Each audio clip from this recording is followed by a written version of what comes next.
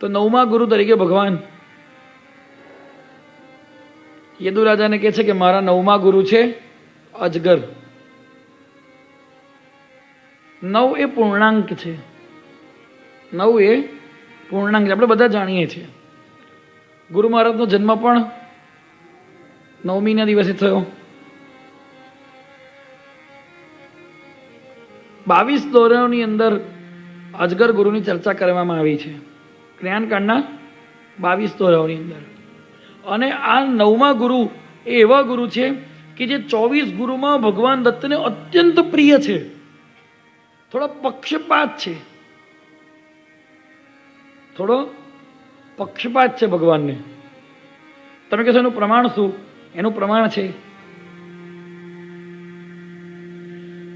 સમગ્ર દત્ત ચરિત્રમાં, દત્ત પુરાણ હોય, શ્રી ગુરુ ચરિત્ર હોય, શ્રીમદ ભાગવત હોય કે પછી ગુરુલામૃત હોય, 24 ગુરુનું જ્યાં પ્રકરણ છે ત્યાં આગળ 24 ગુરુની ચર્ચા કરવામાં આવી છે. વાત ખ્યાલમાં આવે છે? હા. પણ 2 ગુરુ એવા છે કે જેની ચર્ચા રિપીટ કરવામાં આવી છે. એમાં એ 2 ગુરુમાં એક છે અજગર અને બીજી છે મધમાખી. જ્યારે ભગવાન પ્રહલાદજીને ઉપદેશ આપે છે શ્રીમદ ભાગવતમાં પણ, દત્ત પુરાણમાં પણ અને શ્રી ગુરુનામૃતમાં પણ, ત્યારે બાપજી કહે છે અજગર શિષ્ય થઈ ત્યજી પ્રાણેચ્છા મેં જાણ શીખ્યો મધમાખી કને વ્યર્થ અર્થની માન. તો 24 ગુરુની અંદર અજગરની વાત તો કરવાના જ છો તમે, પછી ફરી વખત અજગરનો ઉલ્લેખ કરવાની શું જરૂર છે? હવે પ્રશ્ન આપણને થાય, કોઈ બોલતું નથી. હા, તમારો રિસ્પોન્સ આવે ને તો મને ખબર પડે કે હા ભાઈ બધા છે. મધ્યમ પદલોભી સમાસ હોય, ખબર છે સાહિત્યમાં મધ્યમ પદલોભી સમાસ, એમાં વચ્ચેનું પદ બોલવાનું હોય નહીં. એટલે મને ખબર પડે કે તમે બધા જાગો છો. ભગવાન દત્તને 2 ગુરુ અત્યંત પ્રિય છે. એની પાછળનું કારણ એ છે કે ભગવાન આ 2 ગુરુની ચર્ચા રિપીટ કરે છે. પ્રહલાદજી આગળ પણ કહે છે, યદુરાજાને પણ કહે છે. પ્રહલાદજીને 22 ગુરુની ચર્ચા કરતા નથી. એટલે એક એવું અનુમાન છે કે ભગવાનને આ અજગર અને મધમાખી આ 2 અત્યંત 22ની સરખામણીમાં થોડા વધારે પ્રિય છે, થોડા સ્પેશિયલ છે. આ 2 અજગર દેખાય છે તમને? એ તો બેનરમાં દેખાય છે. એટલે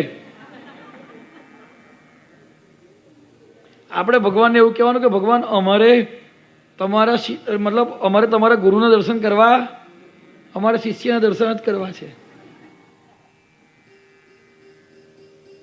અજગર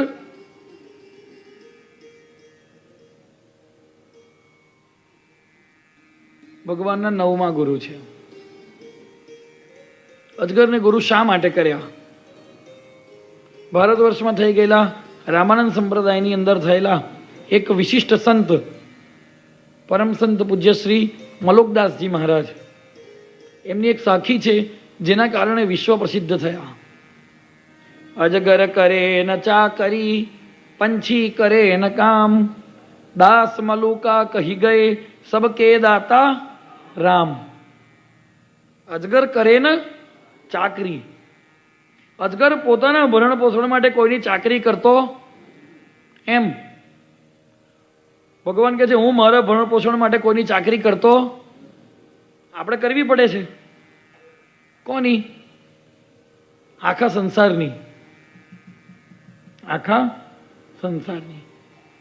પુરુષો ઘરમાં કમાઈને લાવે, એથી કઈ એમને અન્ન મળી જતું? ઘરવાળીને ખુશ રાખવી પડે તો બનાવીને ખવડાવે. એવી રીતે ખાલી ઘરમાં અનાજ આવી જાય, ઘરવાળો પૈસા ઘરમાં અનાજ મૂકી દે, એનાથી કઈ બહેનો ખુશ રહેતા? એ વધારે આપણને સારા કપડાં લાવવા માટે આપે, એના માટે આપણે એમને ખુશ રાખવા પડતા હોય છે. કોઈ બોલશે નહીં, મને ખબર છે. બાળકો મા બાપની, મોટા થઈ ગયા પછી મા બાપ બાળકોની, શેઠની નોકર અને નોકરની. તમે એમ માનતો કે તમારા ઘરે જે કામવાળી આવે છે એને તમે માલિક છો, 5 દિવસ ના આવવાની હોય ને તમારે સત્સંગમાં આવવાનું તો ખબર પડી જાય, એટલે એને 500 વધારે આપીને પણ તો શેઠ કોણ થયું?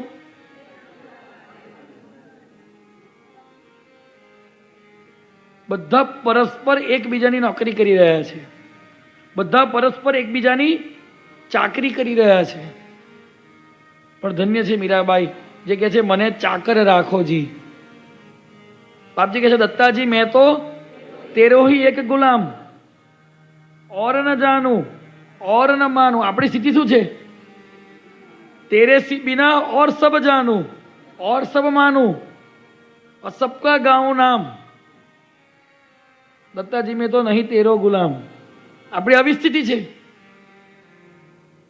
અને અવધૂત કહે છે દત્તાજી મેં તો તેરો ही एक ગુલામ. કારણ એ દત્ત અવધૂતે, એ રંગ અવધૂતે અજગરને પોતાનો ગુરુ કર્યો છે. અજગર એ વૃત્તિ છે. 2 પ્રકારની વૃત્તિ મહાત્માઓમાં પ્રચલિત છે. એક આકાશ વૃત્તિ, મેં જાણે જોઈને આકાશ ગુરુમાં વાત ન કહી. એક છે આકાશ વૃત્તિ અને બીજી છે અજગર વૃત્તિ. આકાશ વૃત્તિની અંદર શું છે અને અજગર વૃત્તિમાં શું ભેદ છે?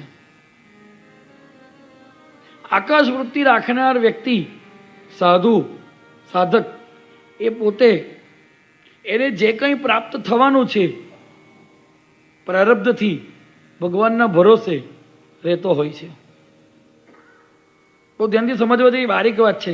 યદ્યપિ આ પ્રકરણ આપણા માટે ઓછું છે, સાધુ સંતો મહાત્માઓ માટેનો આ વિષય છે. આકાશ વૃત્તિનો અર્થ છે કે આજે મને જે કંઈ મળશે એના માટે મારે કોઈ અર્થોપાર્જન માટે કોઈ પ્રયત્ન કરવો નથી. ભગવાનની ઈચ્છા છે તે આવીને મને મળશે. પણ એના મનમાં ઈચ્છા છે કે મને કંઈક મળે. અને એવી આકાશ વૃત્તિથી જીવનારા કોણ કોણ છે ખબર છે? ખેડૂતો આકાશ વૃત્તિથી જીવે છે. વરસાદ પડશે અમને મળશે. બ્રાહ્મણો જે કર્મકાંડ કરતા હોય, કોઈ ભગવાનનો કોઈ કર્મ આવશે અને અમને કંઈક મળશે, અમારે જવાનું થશે. આકાશ વૃત્તિ છે. પણ એમાં ઈચ્છા છે, ભલે પ્રયત્ન નથી કરતા. પણ અજગર વૃત્તિમાં અજગર પડી રહે છે. એ પોતે એવી ઈચ્છા કરતો નથી. દૈવે કાંઈ ન મળે તોય ન હું અતુષ્ટ. અજગર પોતે કોઈ એવી ઈચ્છા કરતો નથી, પ્રયત્ન તો કરતો જ નથી. આકાશ વૃત્તિમાં રહેતા વ્યક્તિઓ, સાધકો પ્રયત્ન નથી કરતા પણ ઈચ્છા એમના મનની અંદર છે. અજગર વૃત્તિની અંદર રહેતા સાધકો, આ ખરેખર જોવા જઈએ તો સાધક અવસ્થા નથી, આ સિદ્ધાવસ્થા છે. આકાશ વૃત્તિનો પ્રયત્ન કરતા કરતા અજગર વૃત્તિ આપોઆપ આવી જવી. એ પોતે પ્રયત્ન નથી કરતા પણ જોડે આશા પણ નથી રાખતા. કોઈ પ્રકારની એ કામના કરતા નથી કે મને આ કંઈ મળવું જોઈએ. અને એવા અવધૂતો જ્યારે કોઈ કામના કરે તો પ્રકૃતિ તત્કાળ એમની કામના પૂરી કરી દેતી હોય છે. તત્કાળ.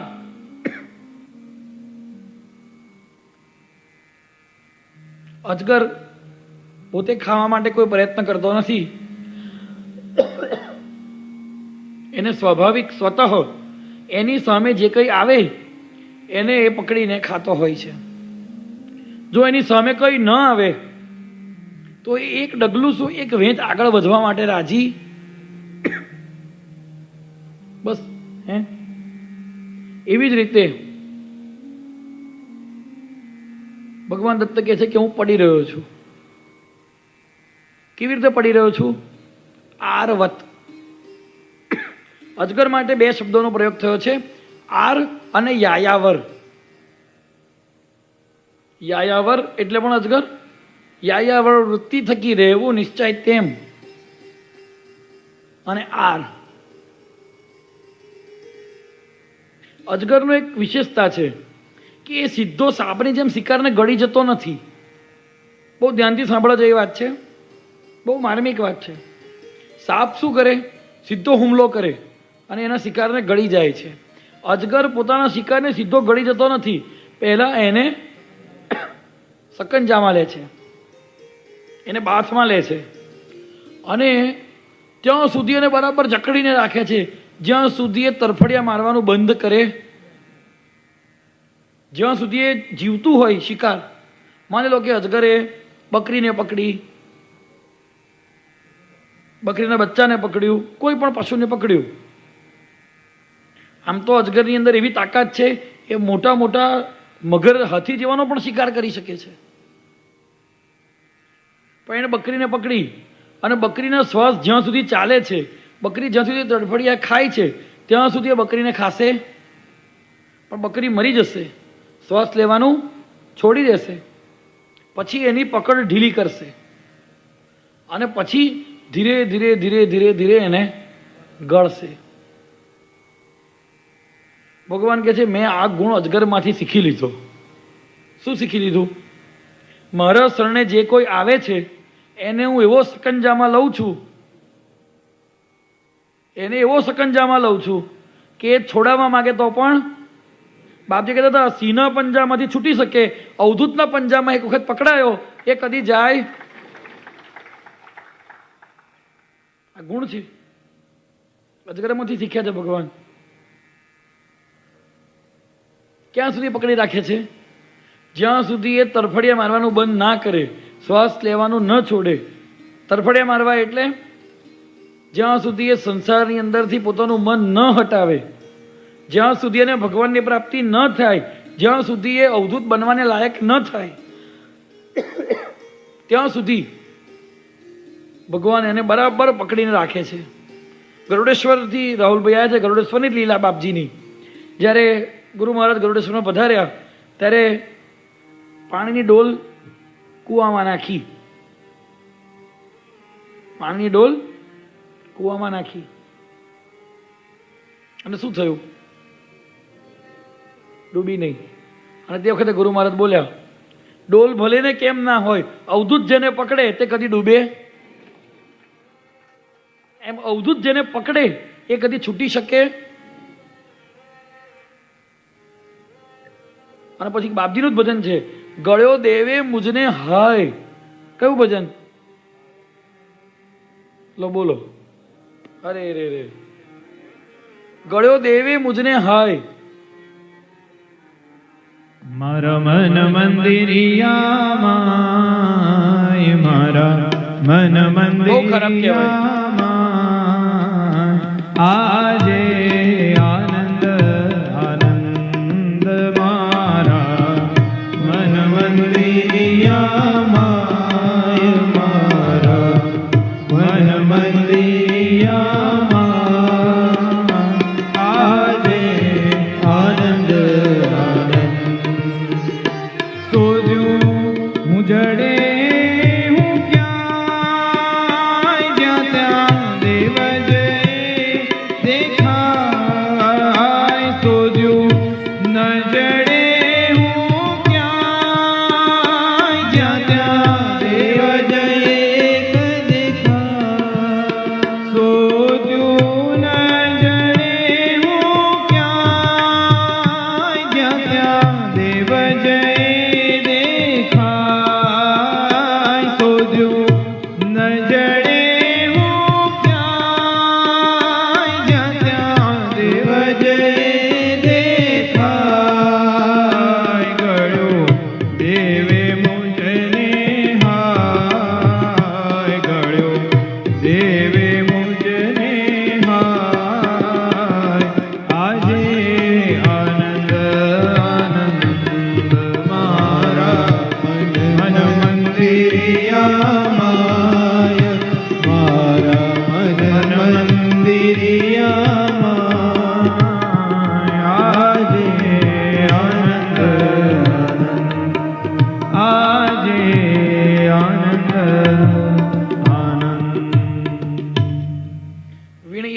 આવી મળે દુઃખ કારમું જેમ તેમ અયત્ને સાંપડે સુખ જાણતું તેમ. અજગર જાણે છે મારા નસીબમાં હશે તે મને મળવાનું જ છે, એના માટે મારે ધમ પછડા કરવાની જરૂર. સમય આવે બન્યું જાય પ્રભુ કીર્તાર છે ન્યારો. કૂતરો છે તો એને ભોગ ભોગવવા માટે કૂતરી મળવાની જ છે. ઇન્દ્ર બનશે તો એને ઇન્દ્રાણી મળવાની જ છે. એને એના માટે તરફડિયા મારવાની જરૂર પડતી નથી. એમ. અચ્છા, એક પ્રશ્ન કરું, તમે કોઈ એવું ઈચ્છો છો કે દુઃખ થાય? સાચું બોલજો, હા કે ના? અવાજ નથી આવતો. તમે કોઈ એવું ઈચ્છો છો કે તમને દુઃખ થાય? પણ દુઃખ મળે છે ને. તો વગર માગે જેવી રીતે દુઃખ આવે છે એવી રીતે વગર માગે સુખ પણ આવે છે. આ મલુકદાસજીનો જે દોહરો છે એ સંત શ્રી મલુકદાસજીના ચરિત્રમાં કથા છે કે 5 વર્ષના હતા ત્યારે એમની માતાએ એમને કહ્યું કે બેટા બધાને ભગવાન ખવડાવે છે. તો મલુકદાસજીને થયું કે એવું ભગવાન ખવડાવે છે? હવે ભગવાન મારા મોઢામાં જ્યાં સુધી કોળીઓ ના મૂકે ત્યાં સુધી હું ખાઉં, મારે અનુભવ કરવો છે કે મને કોણ ખવડાવે છે તે જોવું છે. એટલે જંગલમાં જતા રહ્યા. એક ઝાડ ઉપર ઊંચી ટોચ ઉપર ચડી ગયા. એમણે નક્કી કર્યું કે મારા મોઢામાં કોળીઓ ભરાવવામાં આવે તો જ હું ખાઈશ. એક વણઝાર આવી, એ ત્યાં જમવા બેઠી, પોતપોતાના ભાથા લટકાવેલા, એમાં એક ભાથું ભૂલી ગઈ અને વણઝાર આગળ નીકળી ગઈ. ભૂખ તો લાગી હતી, ભાથું તૈયાર સામે પડ્યું છે જમવાનું, પણ કે ના, મારા મોઢામાં કોળીઓ ભરાવે તો જ હું. મારી માએ કીધું ભગવાન ભૂખો ઉઠાડે છે, ભૂખો સુવાડતો નથી, એ મારો અનુભવ લેવો છે. થોડી વારમાં રાત પડી, ચોરોની ટોળી આવી. ચોરો ત્યાં આગળ ભાગ કરવા બેઠા. દાગીના ના ચોરોને ભૂખ લાગી તો કે તપાસ કર્યો કે ખાવાનું, તો જોયું કે ઓ આ તો દાળ ભાત શાક પૂરી શીરો લટકે છે. કદાચ કોઈને ખબર પડી ગઈ હોય કે અહીંયા આગળ આપણે ચોરી કરીએ છીએ અને ભાગ પાડવા બેસીએ છીએ, એટલે કોઈ આપણને મારવા માટે એમાં ઝેર ભેરવીને તો નહીં મૂક્યું હોય. તપાસ કરો, કોઈ માણસ દેખાય છે? તો 5-6 વર્ષના મલુકદાસજી ઉપર કે આ છોકરાને મૂક્યો લાગે છે, એટલે ઉતારો એને નીચે અને કે ખાતું, એટલે કે ના હું નહીં ખાઉં. એનું નાક દબાઈને એના મોઢાની અંદર પરાણે કોળીઓ. અને ત્યારે દોરો મલુકદાસજીના મુખમાંથી નીકળ્યો. અજગર કરે ન ચાકરી, पंछी करे न कार, दास मलुका यूं के सबके दाता, राम सीताराम नाम महाराज की जय. संत बड़े परमारथी, भेद करे अवधूत, राम नाम की गर्जना करे, भाग जाए अमदूत, सीताराम नाम महाराज की जय. રામાનંદી આશ્રમોની અંદર આ દોરો સવાર સાંજ આરતી પછી ગવાતો હોય છે. એટલે પરિક્રમામાં રામાનંદી આશ્રમમાં રહેવાનું થાય એટલે દોરો મોડો થઈ ગયો. પણ આવી જ કંઈક વાત અહીંયા આગળ બાપજી કરે છે.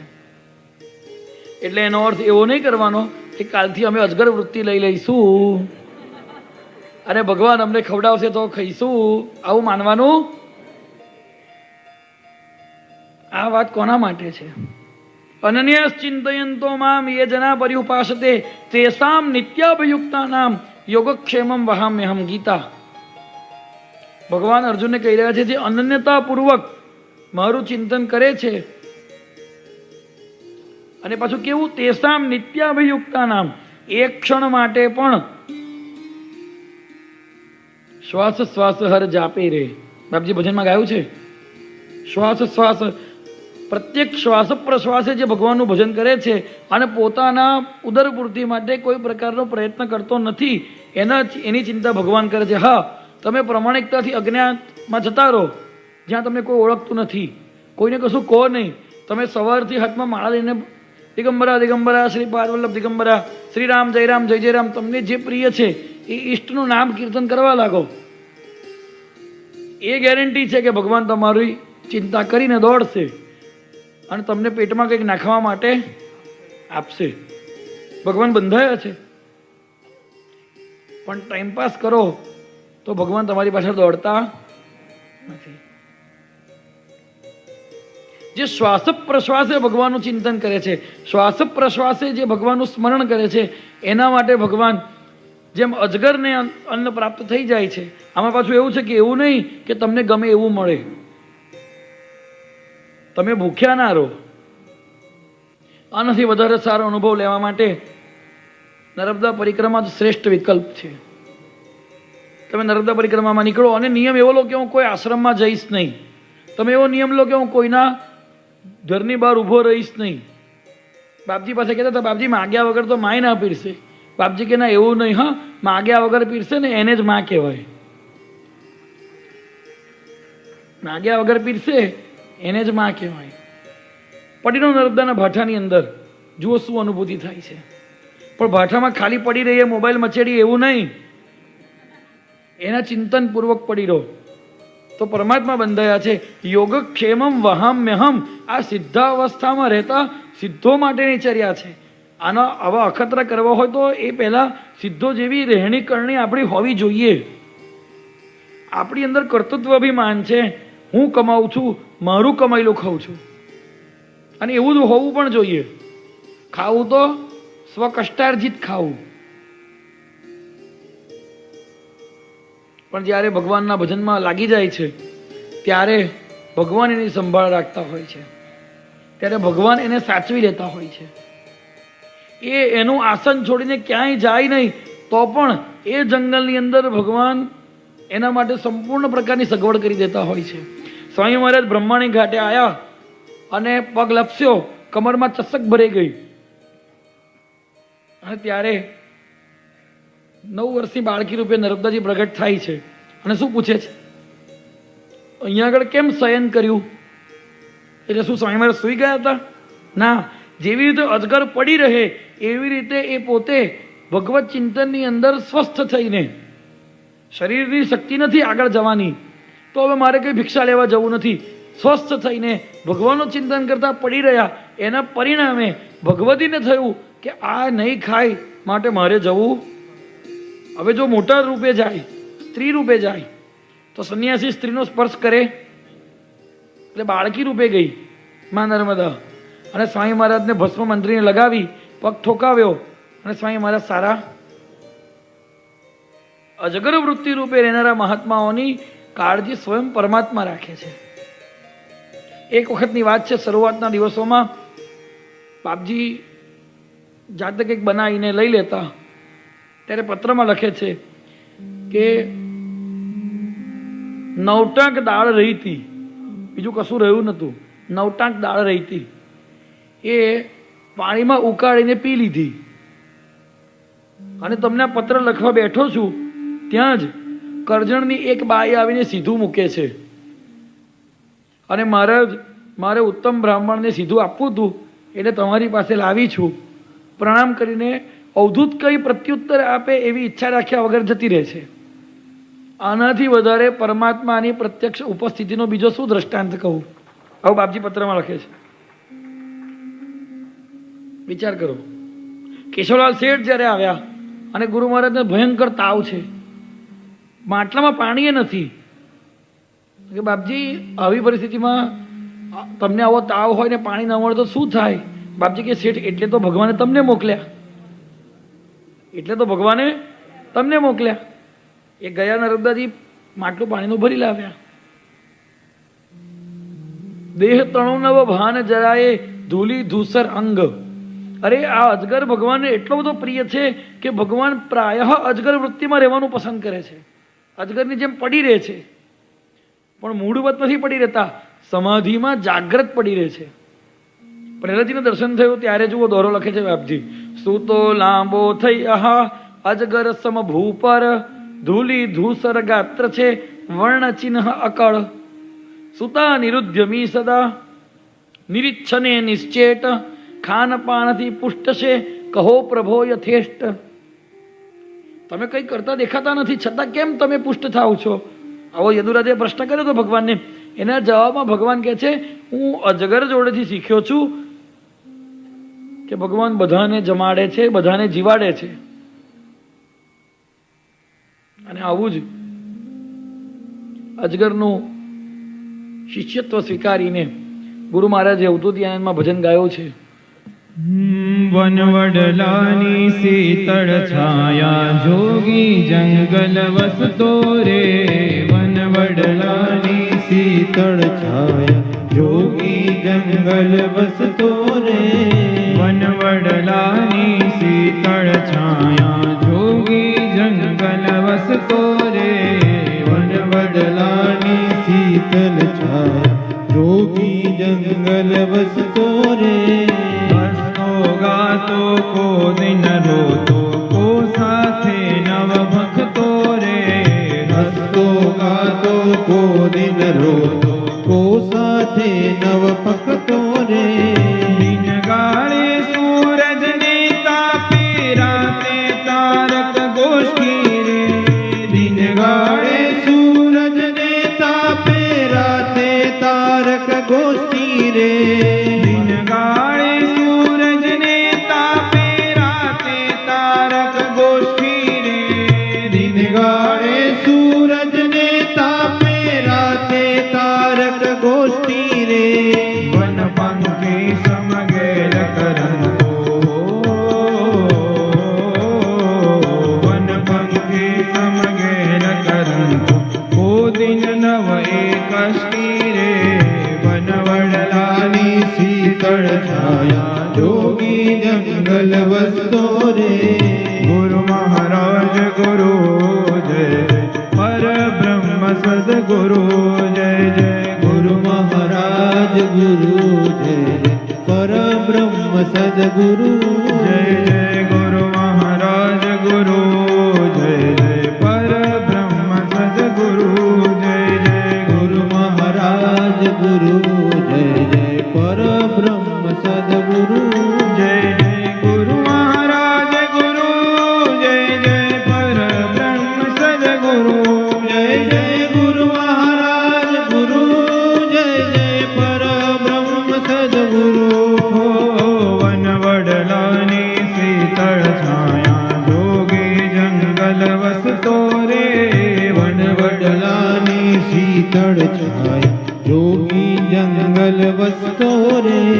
વૃક્ષો સાથે વાતો કરતો વ્યાલ વ્યાઘ્ર રમાડે રે.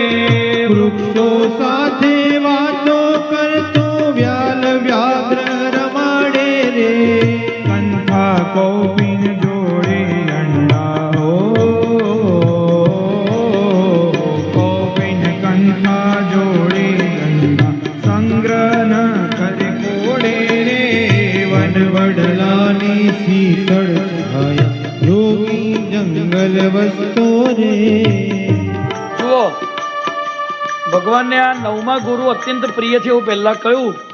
એની સાબિતી છે કે 24 ગુરુમાં નવમા ગુરુની ચર્ચા થઈ. 9 પૂર્ણાંક છે એટલે જે પૂર્ણ છે, પરિપૂર્ણ છે એવા ગુરુ મહારાજ નારેશ્વરથી પાદોકા રૂપે પધાર્યા.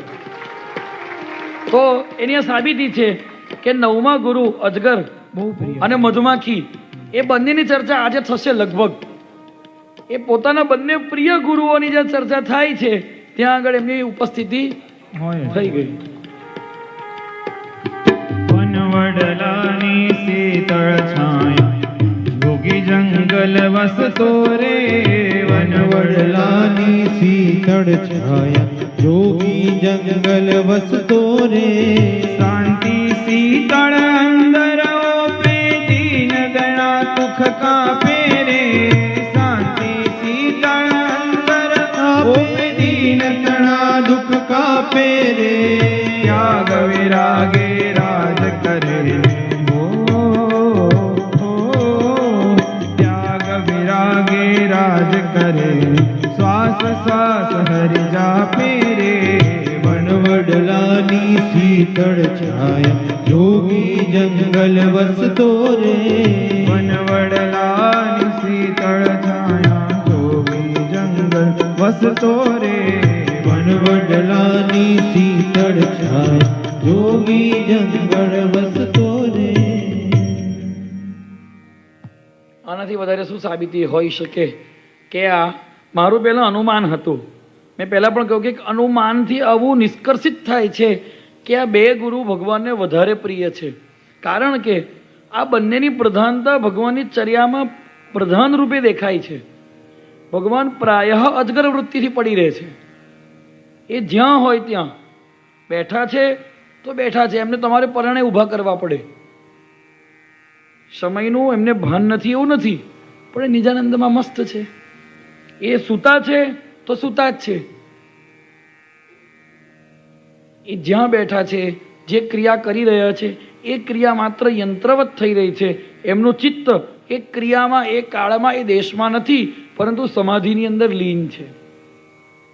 આવો ગુણ ભગવાને અજગર જોડેથી ગ્રહણ કર્યો. એટલે પોતાના શરીરની ખાનપાનની ચિંતા નાહી, ચિંતન તત્વ અલેખ. અહંકાર તમ ચેષ્ટા નાહી. ચેષ્ટાનું કારણ જ અહંકાર છે. હું કંઈક કરીશ તો થશે, આ અહંકાર છે. પરંતુ કરનાર પરમાત્મા છે. આપણાથી ધાર્યું કશું થતું, અને મજાની વાત છે, કરનાર પરમાત્મા છે એ સર્વથા અકર્તા રહે છે, અને અહંકાર કર્તૃત્વ અભિમાન રહિત રહે છે. અને પરિણામે બધા એને કરતાપણાનો આરોપ લગાવે છે.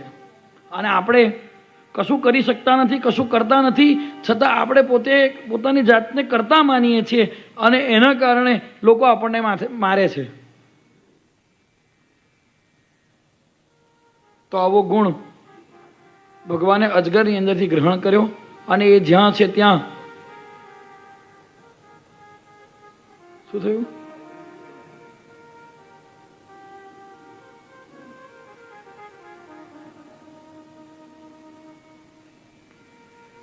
કઈ નહીં, નીકળી જતો રહેવા દો.